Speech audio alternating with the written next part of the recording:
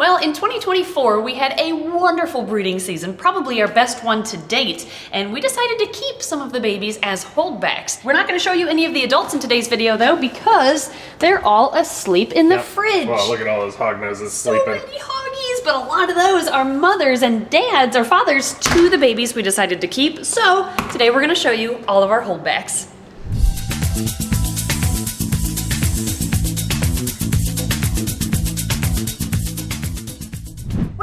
Before we begin, this is Ed and Emily from the future. Yeah. Woo. And we're here to announce the launching of coloring book number 3. This is official Snake Discovery Volume 3 coloring book. They just came in a couple of days ago and they are officially available at snakediscoverystore.com. These have a bunch of familiar faces. They're printed on one side so that you can actually tear out the pages. Yep, and they're spiral bound so you can roll it under. Yes, and this is a slightly more advanced type coloring book because they're, slightly more advanced designs, I guess. Exactly. More details, and we have fun facts in each page, like usual. The first 200 of these to sell at snakediscoverystore.com will be signed by Ed and myself, and we will also be bringing these to all the shows that we vend at like NARBCs. Yep. So you can pick one up there, or if you want one of the first ones, again, just go to snakediscoverystore.com. And now we're gonna send you back in time to Ed and Emily showing you the 2024 holdback snakes. First up, Alex set this up in our old school cage. I can't remember what those cages are called. Neodesha? Neodesha cages, yep. Yeah, and we have on display, because it's such a cool display animal, our first holdback of the year was our baby mangrove snake. This little guy's parents live in our zoo, and they drop a clutch,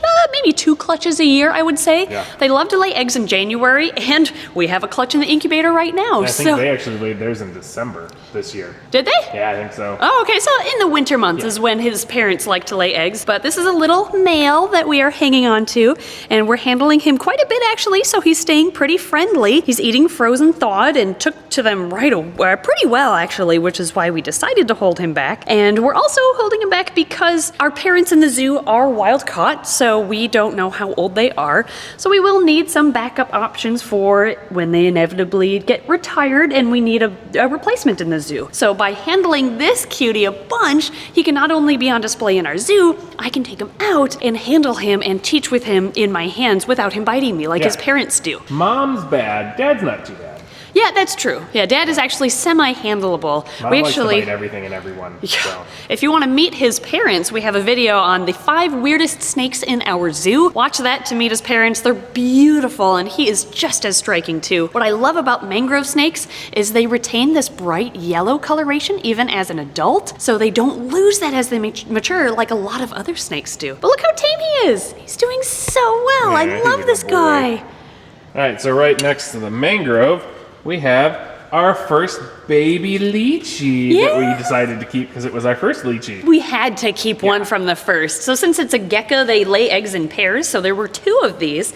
The sibling to this little guy was sold to someone on our wait list and is doing well as far as I'm aware. Come on out, buddy. I want to see you. Can you come out of this tube, please? He's like, no. All right, successfully extracted. Got him from the tube. But yeah, this was one of our very first baby Leachianus geckos. He is now 9 months old. And he or she, I don't know if we looked. I don't know actually if we took a loop out and looked for pores. I think you decided to keep this guy. Yeah, I kept him because he was like, he had the pinks on his side. Yeah, so between the 2 of them, this one was a little bit prettier. Yeah. So we don't know if it's a male or a female, but it's okay. Either way, had to keep one of our first babies. It's from PJ and Long John. He was born in April. Yeah, and actually his parents just were viewed in a video recently, the updates on fan favorites animals. Yeah, that's right. And in that video, you got to see one of his younger siblings too, and his parents. So you can meet his parents in that video.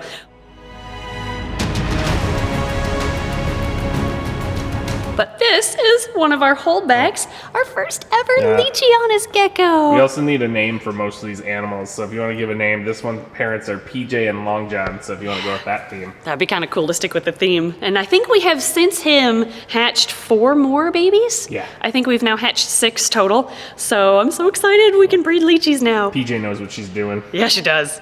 Next up, we have our Viridian Golden Garter project. The first litter that we had was a total, clutter, that's right. First one was 10 babies, but only 6 of them ended up thriving, which isn't uncommon with garter snakes. But we still have all of those 6 that are doing really well. It ended up being 4 males and 2 females. So we have the girls in here and the boys over here, but at least there's more than one of each, so they have a buddy. But they're not quite big enough to breed yet, of course. They're only less than a year old now that I think of it. So we're gonna give them a little bit more time, of course, to mature and grow, but then we're gonna start outcrossing these. We have some other garter snakes that we're raising up, and some are about the same size, and just various garters have been surrendered to our rescue program, and we're keeping them all for outcrossing projects, just to get new bloodlines in. But yeah, the 10 that ended up doing really well are still doing very well. Hi, buddy. And they're actually surprisingly handleable, too.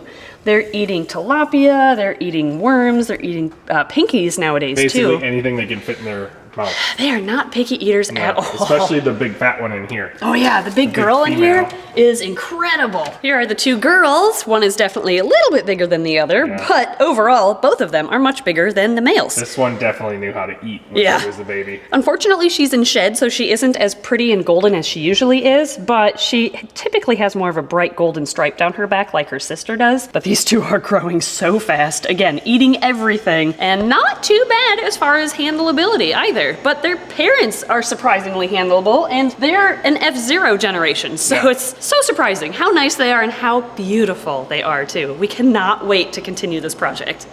Next up, we have 2 holdback baby hybrid boas from Beefsteak and Doug.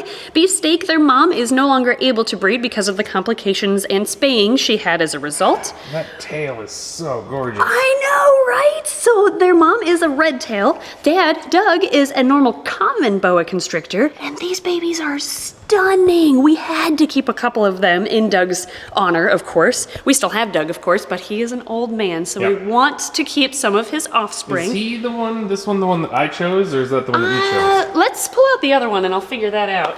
This is the other one. I think this is the one you chose, because even in shed, it has a lot pinks. of, So too bad this one's in shed, because it has a lot of pinks. This was the first one we decided to hold back. It's also a great eater.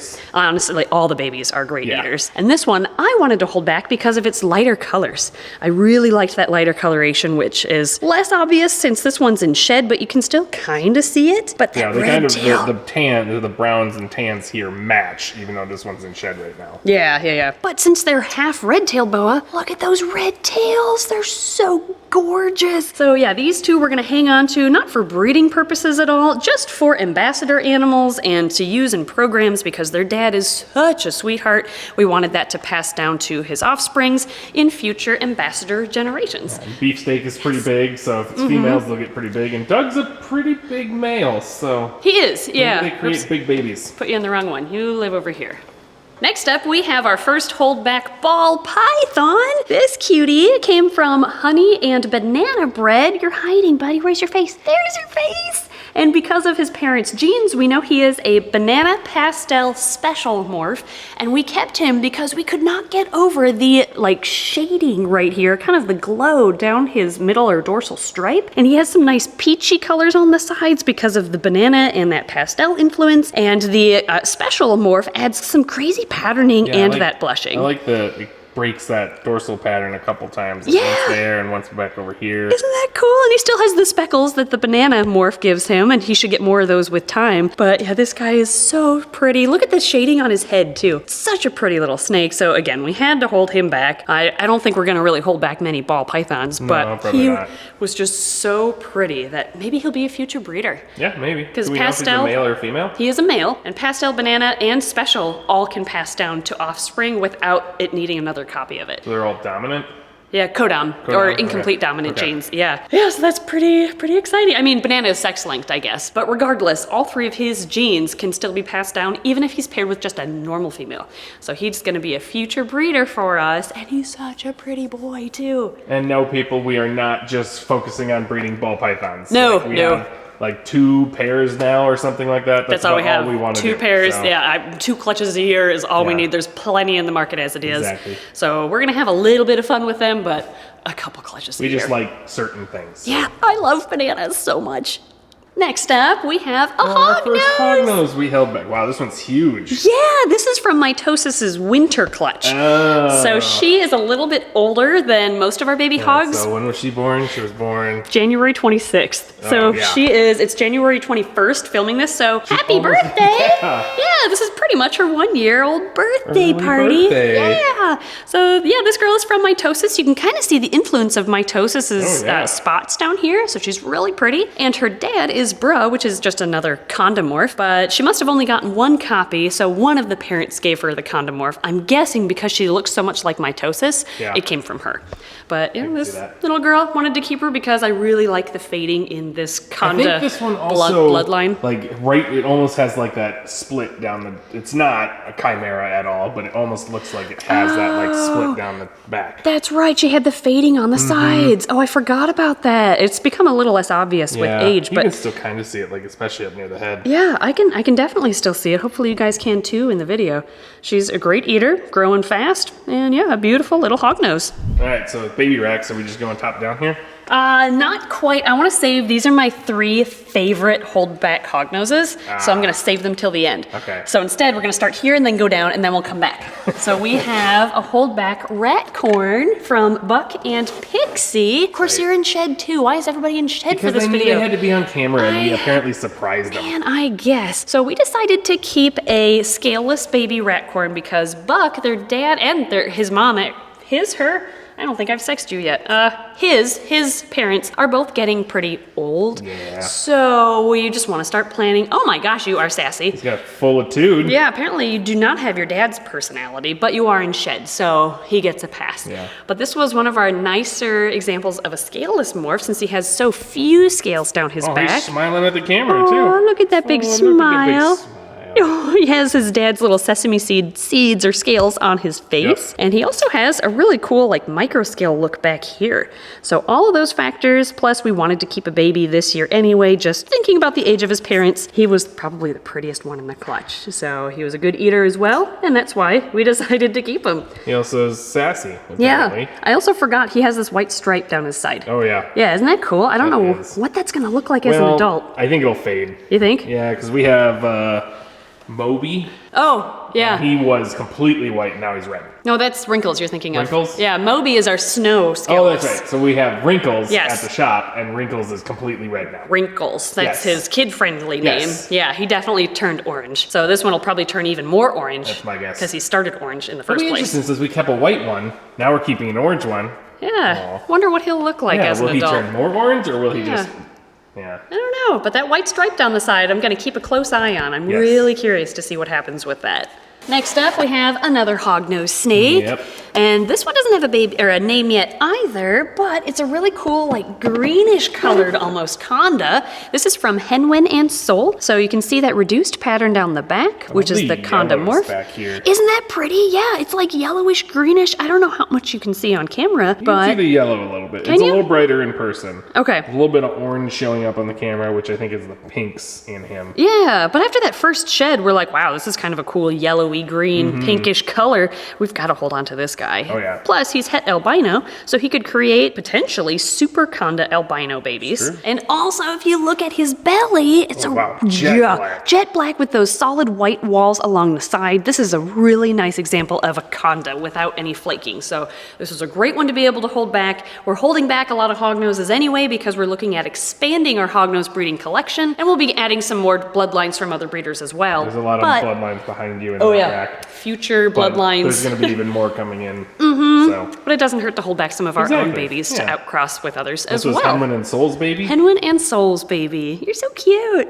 Speaking of outcrossing, this is going to be the future mate to the baby that you just saw. This is a female from 2 completely different parents, so it's completely unrelated, which is always what you want to try to do if you can. This is from Audrey and Bueller. It's a little Conda female, so she's het albino because of her dad being an albino. But she's just, again, another example of a nice Conda, and since we know she is unrelated to the boy next to her, we're going to breed them in the future and get good, strong I lineages. love her spots. spots compared to the one we just saw. Yeah. She has a lot of teeny little spots everywhere She compared really to his does. like just reduced spotting. Yeah, she's gonna make some really pretty babies, I think. Yeah. And if we're lucky, with these two both being het albino, we might get a super Conda albino from them. But it's gonna be a few years from now. Oh yeah. Next, from the very first time, oh, they were drop fed today, didn't want to eat yet. From our very first time producing Eastern milk snakes, we of course had to keep at least one of those. We decided on two because we want one for future breeding and one for programs, because that's a native species to our area, so we can bring these guys to schools and scouts in the future. That is one upset little noodle. Yeah, oh my gosh. She's a little mad right now. These are the two that were the best eaters of the clutch as well, so that helped us make our decision. There's one in here. And it's too bad they lose that red. I They just know, go down to I a know. drab brown. Oh, you just ate, so I'm not gonna actually take you out. I think we're doing some cleaning of decor and stuff like that too, but we just ate, so I'm gonna leave you in there. But we have a pair of these, and they were, again, the best eaters, so it makes sense to hold those two back. They're very pretty. They all kind of look the same though. And again, they're gonna turn more into a brown Yeah, they're rather already than... starting to lose it. It looks better on camera than it does in person. Really? It looks really red. It looks like baby reds on camera. Oh, they're already starting to brown. Yeah. That's okay though. This one we won't be able to breed in the future because it was born or hatched with a slight kink. Of course, that ended up being the best eater of the group, so we're gonna keep this one for an ambassador, but not for a future breeder. It's hard to see, he's kind of growing out of it, but he has a little bit of a kink in him. But he's a great eater and it doesn't seem to affect him, so program ambassador animal he is. It was also our first time breeding black milk snakes, so we have had to, of course, keep some of those. We kept a male and two females, which were all good eaters. You are wiggly, holy cow. And are you in shed as well? Why is everybody in shed for this video? Well, you can still see the nice pretty colors, but we're not gonna get too attached to those colors because the black milk snake turns all black as an adult. So we're also holding back 3 of them because we wanna see how long it takes and we wanna see this transformation happen. So we have one girl there. We have another girl over here. This one isn't in shed, so you can actually see her colors. That was nice and bright. I love the orange face. That's why we kept her, because of the orange stripe around her face. She's actually starting to show a little bit of that transition I was already. wondering if that's what that was. I couldn't remember if they were a clean red or if there was the black speckling. There was that a you see. little speckling, but she's already getting Her neck some. is super dark. Yeah, so I'd imagine, I've never seen it, the transformation in person, but I'd imagine the black goes from the tip of every scale up the scale, and then eventually the entire scale is black, and that's what gives them that black milk snake name. That's our female that we're hanging on to.